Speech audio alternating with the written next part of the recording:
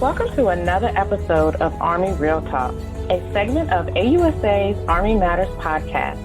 I am Nzinga Curry, Director of AUSA's Education and Programs Directorate, and I am joined with guest co-host, First Sergeant Retired Steve Canatico, Assistant Director of Retired Soldiers, part of AUSA's Membership Department. Welcome, First Sergeant. Thanks. I'm looking forward to today's podcast with special guest Ms. Barbara Guy, Director of Career Management Policy Office, DASA-CP, ASA, M&RA. Welcome, Ms. Guy. Please provide a brief introduction to yourself and the audience. Thank you, Steve. Good morning, everyone. Yes, I am currently the Director of Career Management Policy Office, DASA-CP, ASA, M&RA, as of May 2020. Prior to this realignment of my position, I was the Chief of the Career Program Proponency Division within AG1CP, the G1. And my responsibilities included oversight of policy implementation for 32 career programs, policy and operational oversight of the Army Career Development Program, formerly known as the Intern Program for Army, and also direct supervision of 3 career programs: CP10, Human Resources, CP50, Military Personnel Management, and CP51, General Administration and Management. It's my pleasure to join you today, and I look forward to our discussion. Well, thank you, and hello, Ms. Guy.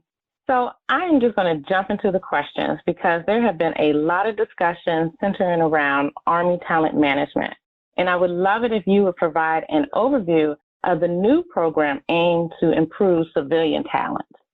Yes, very pleased to do so. Actually, there's a great initiative currently underway that expands the role of talent management and enhances the role also of career programs in providing that expansion. Army leadership has recognized that heretofore the civilian talent management capability was severely restrained. It was restrained for several reasons. We have a career program structure that actually created 32 functional communities, which were, while effective in their own functional mission, were constrained in terms of providing an expansion of broadening and training and development across the Army civilian enterprise. Resources were also constrained because they were allocated in silos aligned to that functional congruence as well. So there were restraints in resourcing, restraints in training and development opportunities, and there was also a lack of engagement by career programs in the accession or retention capabilities of talent management. The new program seeks to provide a talent pipeline with improved breadth of development and training opportunities for the Army civilians across the Army enterprise. No longer the silo approach of I'm a comptroller, I'm a comptroller.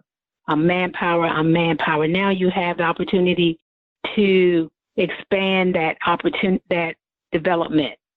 It also provides career program engagement in the recruitment and outreach to attract the best candidates for the different functional communities, database-driven talent assessment that will allow us to align talent with the requirement for that talent, and also provides the resources needed to actually operationalize all of the enhanced talent management measures. This is being done, first of all, by consolidating the 32 career programs into 11 career field families. By consolidating the career programs, it provides a more defined scope of intent by providing functional congruence within the family. For example, CP10, Human Resources, CP26, Manpower and Force Management, CP11 and Comptroller, CP28, EEO. Those will all be combined into one career field family, which allows for breadth of development within those families of career programs, as opposed to one constrained approach. Excellent. Thank you, Ms. Guy. And I am really happy to hear that the restraints are no more and that the rightful attention is being given towards Army civilians. And when you look at the United States Army, what is the percentage of Army civilian employees? The percentage of Army employees is approximately about 70%. There are a total of 296,000 Army civilian employees currently that are all covered by career program management. So when we talk about career programs and the constructs of those functional communities, we're talking about the entire Army civilian workforce. Wow, that is absolutely significant. Ms. Guy, how many programs are currently under the new change that's about to happen?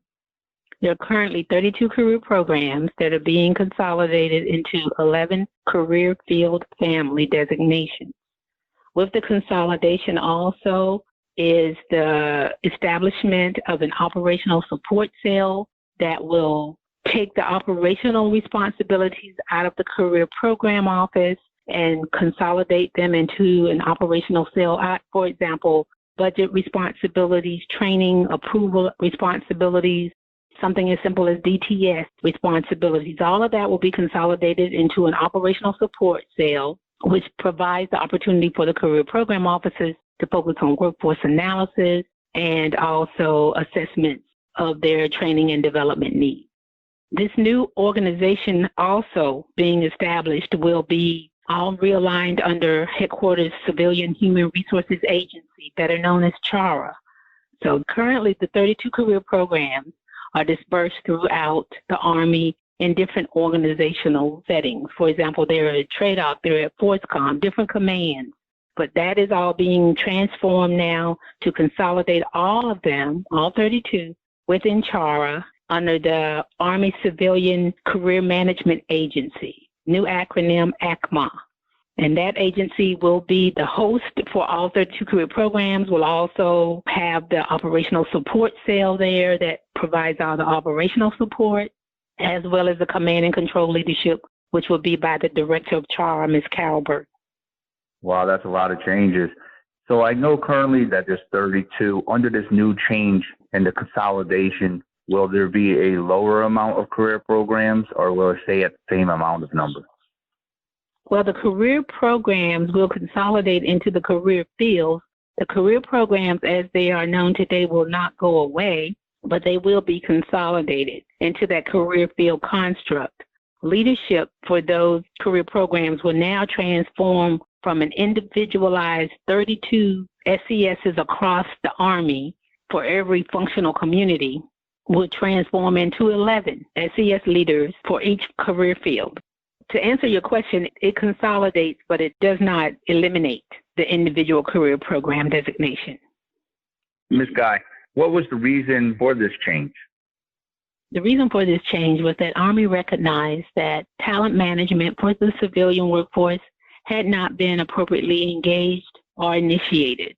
Army also recognized that the career program structure that was in place to train and develop the Army civilian workforce was not effectively resourced to assume any other responsibilities in alignment with talent development, which they would be the perfect conduits of.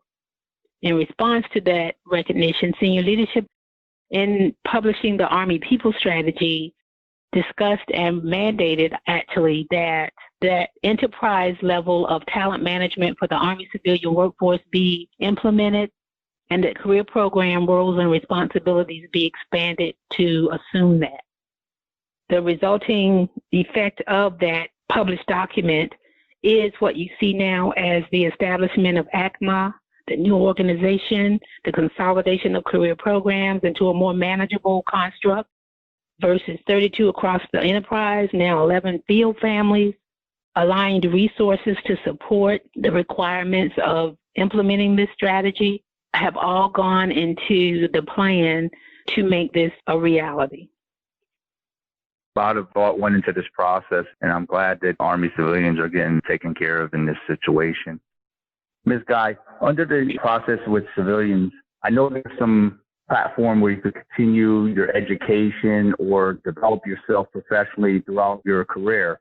Could you please explain that process and then how it falls under the talent management? So currently the career programs and their role in training and development of the careerists across the Army enterprise is primarily endorsed by G357, the proponent for Army civilian training and leader development. Resources are provided through G357 to Army civilians for training and leader development. With the establishment of ACMA, the new Army Civilian Career Management Agency under CHARA, that role and responsibility is also being transferred from G357 to CHARA, and will be a part of this new organizational structure. The training and leader development opportunities will not only continue but expand, and the operational resources provided to support that will be enhanced by the career field organizational structure. Because now, rather than having a silo approach to training and leader development, as I mentioned before, for example, comptroller, I get trained in comptroller courses. Now, if you're within a career field that has, let's say, 5 other occupational functional communities within it, you could also opt to be trained in that. So I could be a comptroller and say, I'd like to take a few classes in Manpower, in documentation, in EEO, and that would be available to you and resourced. So that is the win-win actually in the training and leader development opportunity category. Yeah, you took those words right out of my mouth, win-win situation, because now everybody can come be multifunctional in different aspects of each career skill set. Absolutely. Absolutely. And it has been another factor in the development of this strategy was the fact that Army recognized that as senior leaders are developed and groomed, that is a capability that's needed. You need a multifunctional background. I mean, it's great to have technical knowledge and expertise in your field, but now in the current operating environment, it is better as senior leaders are developed to have a broader exposure to fertilize your career and to give you a broader perspective. Thanks for sharing that information. You have shared a lot of information today, and we definitely appreciate that. But is there anything else that you would like to share before we close today? Well, I'd just like to reemphasize that this is actually a great initiative for the Army civilians. And for once, in addition to being a great initiative, it is also an investment in Army civilian talent management because it is improving the accession process, it's expanding the training and development opportunities, and it's also providing resources, dollars and manpower to support the capabilities needed to make this happen. So a great initiative and much more to follow as we proceed in getting it done. Ms. Guy, do you have an effective date? Do you know when this will actually take effect? Well, the alignment of resources is effective 1 October 2020, so FY21. And the complete stand-up of the new organization, ACMA, in terms of realignment of resourcing and actual onboard staffing, is FY22. Well, we truly, truly thank you for just taking some time to share with us, the association, more information about the Army talent management aspect, focusing on civilian talent. And we definitely understand the importance of looking at the total Army. So, Ms. Guy, I really appreciate you joining us, and I thank you for your continued service as an Army civilian. Listener, before we depart, I am happy to share a special message from the Black Jack Brigade. AUSA is so honored to have had the opportunity to partner with this brigade during their deployment to Europe over the past year. If you remember, we had an opportunity to sit down with key leaders from the brigade and record a podcast the summer of 2019 prior to their deployment. Then, throughout their deployment, the brigade provided us with continued updates of its unclassified missions and various happenings. Now that they have returned home, we will hear a brief update on how things are going, brought to us by Captain William Ibrahim. Thank you guys for that. My name is Captain William Ibrahim. I'm the Brigade Civil Affairs Officer for 2nd Brigade, 1st Cavalry Division. Thank you guys for this. On behalf of 2nd Brigade, 1st Cavalry Division, also known as the Black Jack Brigade, and our former Brigade Commander, Colonel Jeremy Wilson, and our new Brigade Commander, Colonel Ian Palmer, we deeply appreciate AUSA for allowing us to be a part of these podcasts over the past year to tell our story. AUSA organization has been very professional and patient with us throughout this process. There's been some rescheduling of some recording sessions, changing out of personnel, and some administrative adjustments. You all have been a pleasure to work with, particularly Lieutenant Colonel Eugene Irby, Major Bradley Cooper, who initially reached out to me to begin setting these up, Mrs. Zinga Curry, Miss Patty Barron, Miss Sharon Duncan, who came to Fort Hood for a short tour of the brigade and did the initial podcast recording with Colonel Wilson, Miss Yazzie, and Sergeant Major Schuler last September 2019. And lastly, a shout out to Miss Carrie Viral Heckes. But obviously there's others who's helped out in support of the Institute of Land Warfare, or AUSA, but the people I mentioned are the people I know that I've worked with on this year-long adoption project. So this deployment to Europe has been very insightful. We learned a lot during this deployment. Most of us got to go to Poland and Germany for most of this deployment and be part of a forward strategic force to deter Russian aggression in the region. And also we got the opportunity to train with some NATO allies. We were working on an average of 6 days a week. Some soldiers stayed in better living conditions than others.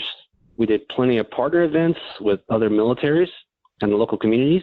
We were moving around Europe, trying to manage personnel and equipment, all the while our family and friends were back in the States awaiting our return. We had to deal with COVID and its restrictions. Overall, this was a mentally difficult deployment, but we persevered. There were no fatalities during this deployment. There were some who did get injured, but no one lost their life during this deployment. That was a great blessing for us as a unit.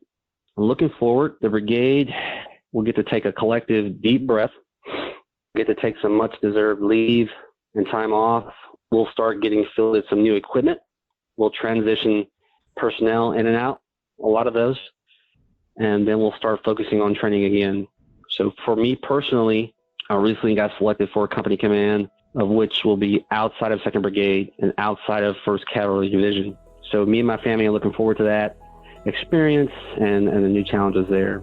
With that, again, I want to say thank you to AUSA on behalf of the Black Jack Brigade. We appreciate this opportunity to tell our story during this deployment, and good luck on any future podcasts of either AUSA's Real Talk or Army Matters podcast. Thank you, guys. To all our listeners, thanks for joining us. Be sure to subscribe to the Army Matters podcast on iTunes and everywhere podcasts are found.